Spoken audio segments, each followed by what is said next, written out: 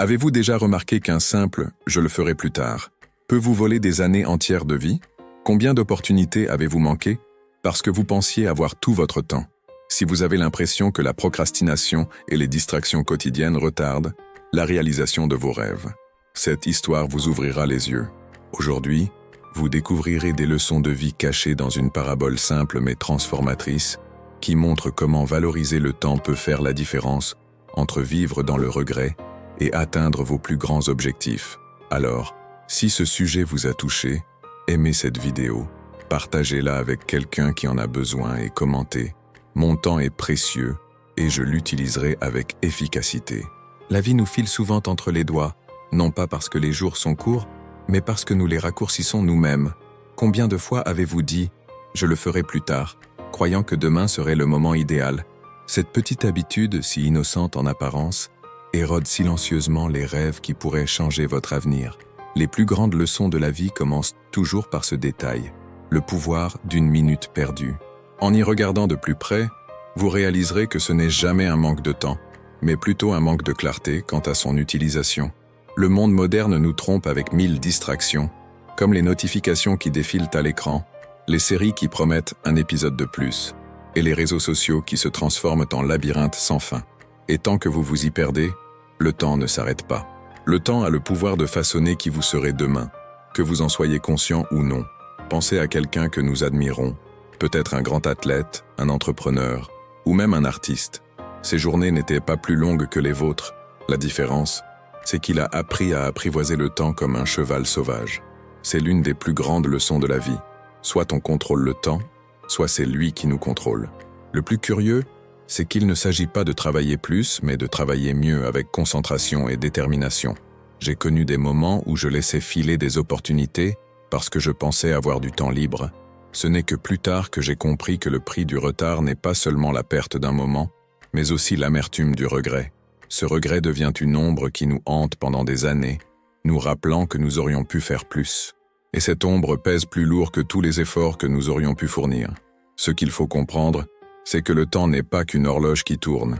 C'est la force invisible qui décide de qui s'élève et de qui tombe dans la vie. Ceux qui respectent cette force triomphent. Ceux qui l'ignorent perdent. Et c'est ici que commence notre histoire, celle d'un garçon qui croyait qu'il y aurait toujours un lendemain. Mais ce lendemain existait-il vraiment pour lui? L'habitude de procrastiner, je le ferai plus tard, je commencerai demain. Combien de fois vous êtes-vous surpris à dire « je le ferai plus tard » en croyant sincèrement que ce choix n'aurait aucune importance? Cette phrase, répétée silencieusement ou à voix haute, est comme un petit obstacle. Elle semble anodine, mais avec le temps, elle se transforme en une montagne.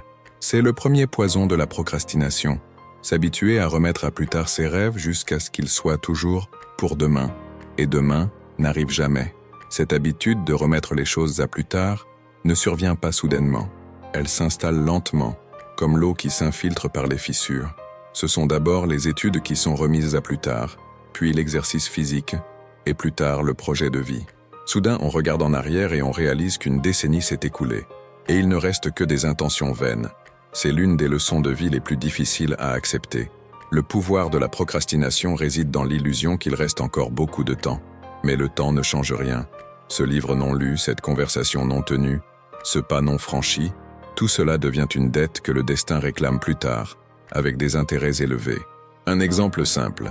Combien de jeunes remettent à plus tard l'apprentissage d'une langue, pensant avoir le temps plus tard? Les années passent, et ces délais restent limités. Il est curieux de constater que même les plus sages ont été tentés de procrastiner. La différence, c'est qu'ils ont appris à reconnaître cette habitude comme un voleur silencieux, mais qui vole plus que de l'argent. Il vole des possibilités. Si quelqu'un perd une pièce, il peut la récupérer. S'il perd une minute, il ne le peut pas. Ce qui semble être un détail devient la différence entre une vie bien remplie et une vie ordinaire. Le garçon paresseux que nous allons rencontrer vivait exactement de cette façon, persuadé qu'il serait toujours temps de changer. Et c'est dans cette illusion qu'il commença à perdre pied, petit à petit. Il ne réalisait pas que, tandis qu'il disait « je le ferai demain », d'autres construisaient déjà leur propre château. Et lorsqu'il prit conscience de cette réalité, il était déjà en retard. Comment les distractions modernes, réseaux sociaux, Notifications nous volent du temps. Aujourd'hui, l'ennemi du temps ne porte plus le masque de l'oisiveté d'antan. Il apparaît sous la forme de notifications clignotantes, de courtes vidéos apparemment innocentes et de flux incessants qui détournent l'attention. C'est choquant. Il suffit de 5 minutes sur les réseaux sociaux et le temps de regarder, 2 heures se sont écoulées. Le voleur a changé de costume, mais il continue de voler le même trésor, le temps. Ces distractions sont comme des bonbons pour l'esprit. Elles procurent un plaisir rapide, mais ne nourrissent pas vraiment. Elles sapent l'énergie, la concentration et vous privent de discipline. À chaque notification ouverte sans réfléchir, vous perdez non seulement des secondes, mais aussi le fil de votre concentration. C'est comme si vous construisiez une maison, et qu'à chaque brique posée, quelqu'un semble repousser le mur. C'est ainsi que le pouvoir de l'attention est anéanti. Certains justifient même leur utilisation des réseaux sociaux en affirmant qu'ils se détendent.